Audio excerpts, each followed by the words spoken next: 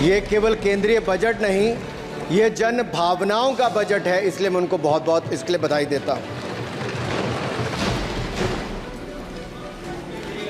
अगर आप बजट की ओर देखेंगे, इसकी भूरी भूरी प्रशंसा सब तरफ से हुई, लेकिन एक नेता ने यहाँ खड़े होकर जिस तरह से पहले कटाक्ष किया कमल पर, ना जाने कमल से उनको क्या विरोध है, लेकिन कमल के लिए, कमल का अगर शब्द का प्रयोग राजीव नाम के लिए भी किया जाता है, कमल के फूल को अगर राजीव कहेंगे तो वो भी है, लेकिन कहीं ना कहीं कमल को बुरा दिखाने का प्रयास किया गया। अरे भाई, ये बात सही है कि हमारा चुनाव चिन्ह कमल का फूल है और जनता ने तीसरी बार लगातार हमें सत्ता में बिठाने का काम किया है, लेकिन केवल ये कमल का फूल नहीं, इन्होंने अपमानित कुछ और करने का काम भी किया और मैं उसका थोड़ा उल्लेख यहाँ पर जरूर करना चाहता हूँ।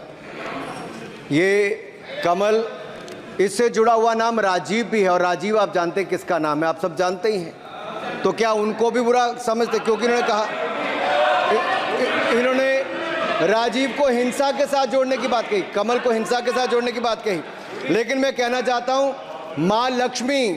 माँ लक्ष्मी का आसन भी कमल है, हमारा राष्ट्र पुष्प भी कमल है, और जिस पद्मासन मुद्रा में सिंधु सभ्यता में भगवान शिव की पशुपति नाथ के रूप में मूर्ति मिली थी, लोकमान्य तिलक पद्मासन मुद्रा में ही समाधिलीन हुए थे। आप कहते हैं कमल के चारों तरफ हिंसा है, आप कमल का अपमान नहीं कर रहे, आप बल्कि महायोगी भगवान शिव, भगवान बुद्ध और लोकमान्य तिलक जैसे महापुरुषों का अपमान कर रहे हैं। इसलिए अगली बार कमल के बारे में बोलने से पहले थोड़ा सोच कर बोलिए कि आप किस किस का अपमान कर रहे हैं। और केवल रील के नेता मत बनिए, मीम्स आपकी खूब बनती है, रियल नेता बनने के लिए सच बोलना पड़ता है। और सर, कुछ लोग एक्सीडेंटल हिंदू हैं और महाभारत का ज्ञान भी एक्सीडेंटल है। और उस नेता के अलावा और कौन नहीं जानता कि महाभारत में अभिमन्यु का वध 7 महारथियों ने, आचार्य, कृपाचार्य और शकुनी, लेकिन राहुल जी ने कभी महाभारत, शायद, अब मुझे तो पता नहीं, पढ़ा भी नहीं, पर देखा भी नहीं होगा शायद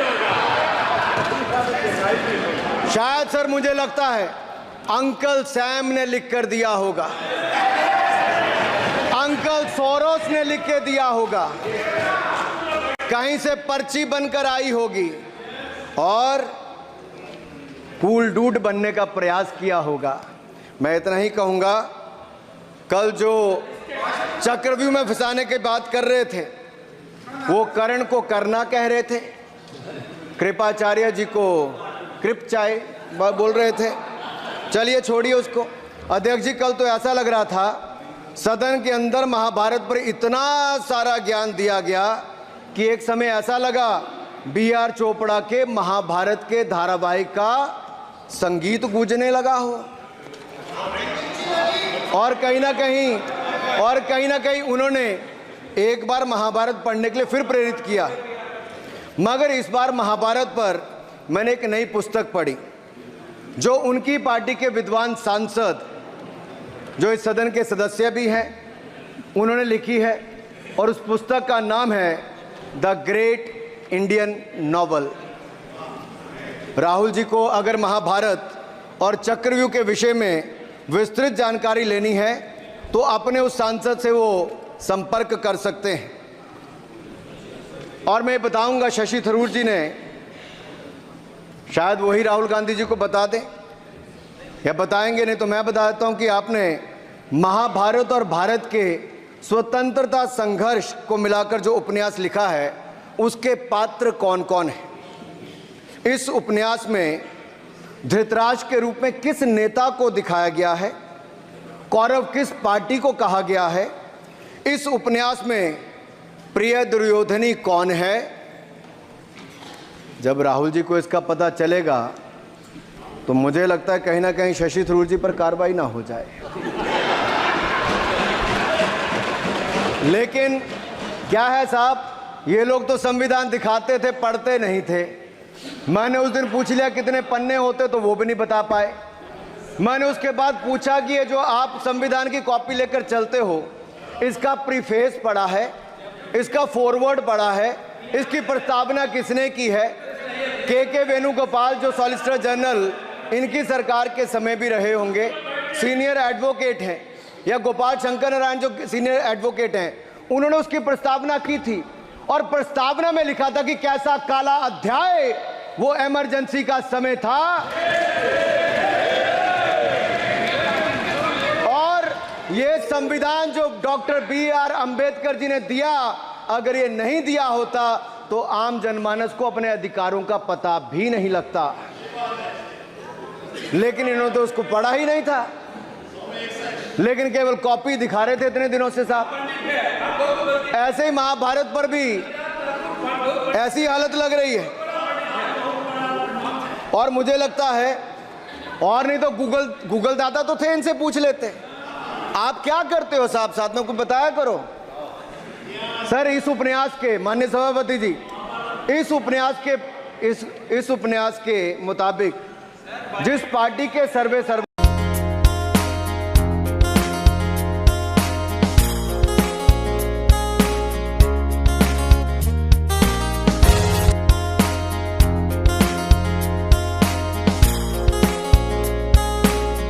आप हैं, उस उपन्यास के वही कौरव पार्टी है। मैं अपनी तसल्ली के लिए कुछ पंक्तियों को यहां उद्धृत कर देता हूं। मैं कोट कर रहा हूं सर, पेज नंबर 245 से। The India of which Dhritarashtra assumed the leadership on 15th August 1947 had just been through a cathartic process of regeneration, another stage in this endless cycle. अब 15 अगस्त 1947 को प्रधानमंत्री के रूप में मोदी जी तो नहीं थे, और ये कह रहे हैं कि जिन्होंने 15 अगस्त 1947 को उस समय वो सत्ता ली थी, वो धृतराष्ट्र थे। तो धृतराष्ट्र किसको कहा गया? धृतराष्ट्र को किसको कहा गया? अब आपने मुझे बांध रखा है। कल स्पीकर ने कहा है, स्पीकर महोदय ने कहा कि उस समय के लोगों का नाम नहीं लेना। तो प्रथम प्रधानमंत्री जी को धृतराष्ट्र मैंने नहीं कहा, इनके अपने ही सांसद ने अपने ग्रेट इंडियन नॉवल में कहा है। शशि थरूर जी कहाँ हैं? कहीं छिप तो नहीं गए? आज शो कॉज हो सकता है। फिर देखिए प्रिय दुर्योधनी और धृतराष्ट्र के विषय में क्या लिखा है। I quote from page 293। In Delhi, blind Dhritarashtra ruled with Priya Duryodhani by his side, and he pledged the nation not so much to the gas and hot water of his Fabian preceptors, but to smoke and steam of the modern industrial revolution. Their ancestors had denied this country. Sir, ये सबको पता है कि इस देश के एकमात्र Fabian Samajwadi कौन थे, और ये फैबियन समाजवादी कौन थे उसके बारे में किसी और ने नहीं, आपके ही सांसद ने लिखा है। अरे वाह, इसमें तो आगे इमरजेंसी की चर्चा भी है, और जिसे इंदिरा गांधी जी ने थोपा था, और इमरजेंसी का उपयोग किया है। स्वागत दादा, you are not Shashi Tharoor, please. ये देश इनकी यातनाओं का सर भुगत भोगी रहा इमरजेंसी के समय, और वो काला खंड, वो काला अध्याय वो देश कभी भूल नहीं पाएगा, जिसने देश के लोगों को कठिन शब्द इमरजेंसी के बारे में भी बताया। सर, तो हम चर्चा कर रहे थे द ग्रेट इंडियन नॉवल के अध्याय 7th बुक की, जिसमें प्रिय दुर्योधनी और उनके प्रिय पात्र शकुनी शंकर डे देश में आपातकाल लगाने की योजना बना रहे थे। सर, मैं पढ़ता हूं कि शकुनी ने क्या कहा। I quote, What you could do now is to declare an internal seize, a grave threat to the stability and security of the nation from internal disruption. जिस बुक को आप कोट कर रहे हैं, उस बुक को आप सबमिट कर दीजिए। मैं कर दूंगा साहब, एक कॉपी आपको भी भिजवा दूंगा साहब, एक टेबल पे भी रख दूंगा। So what you could do now is to declare an internal seize, a grave threat to the stability and security of the nation from internal disruption. No one has ever defined the permissible procedures under an internal siege, which leaves it to more or less up to us to define them, Shakuni added. And the next, sir, from page 366, I quote, not to mention censorship of the press. Press hai? Not to mention censorship of the press, which is nowhere explicitly ruled out in the Constitution. Suspension of certain fundamental rights, free speech, assembly, and that sort of things, and measures to put up the judiciary in their place, said Shakuni. Kindly sit down. Sir, Kindly sit down. ये किसी और ने नहीं, और मैं कहना चाहता हूं सर, माननीय अनुराग जी, एक किताब गौरव जी को भी भिजवा दीजिएगा। मैं कॉपी गौरव जी को भिजवा दूंगा सर। सर, इसमें जिनकी मैं बात कर रहा हूं वो हमारे उस समय की प्रधानमंत्री थी जिन्होंने इमरजेंसी लगाई थी। एक नेता की स्वर्गीय दादी जी भी हैं, और मैं उनके नाम के आगे प्रियदर्शिनी भी लिखा जाता था, और उन्होंने इमरजेंसी लगाई थी। लेकिन माननीय सभापति जी, मैं कहना चाहता हूं, दुशासन और दुर्योधन दोनों बहुत ही दुष्ट और बदमाश हो सकते थे, लेकिन उन्होंने भी कभी इमरजेंसी नहीं लगाई थी।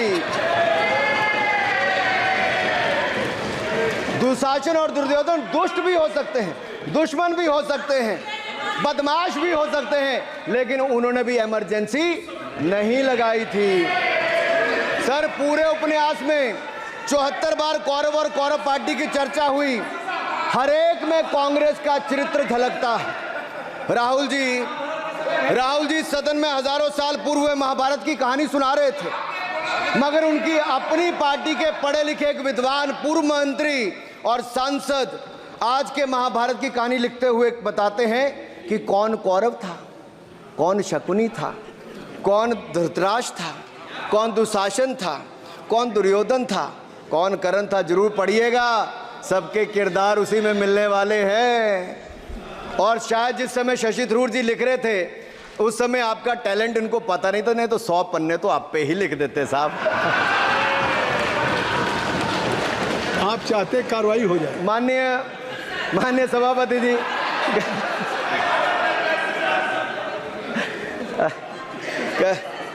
कल जब राहुल गांधी जी चक्रव्यूह पर बहुत ज्ञान दे रहे थे, तो पीछे दो लोग, कुमारी शैलजा जी और दीपेंद्र जी, बैठकर मुस्कुरा रहे थे। अब शायद राहुल जी वो पीछे हंस तो रहे थे, लेकिन आप एक बात जरूर कर लीजिए,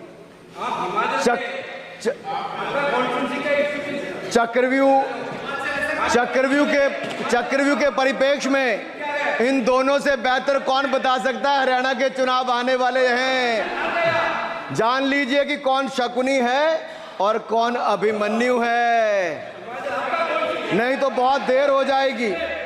आपको एक और सुझाव है, और मैं इतना जरूर कहूंगा, आपने तो कई सारे चक्रव्यूह बनाने का काम किया सर, और जब उस समय किशोर अभिमन्यु पर कौरवों ने युद्ध नीति के विपरीत जाकर प्रहार किया था, तो मैं कुछ कहना चाहता हूं।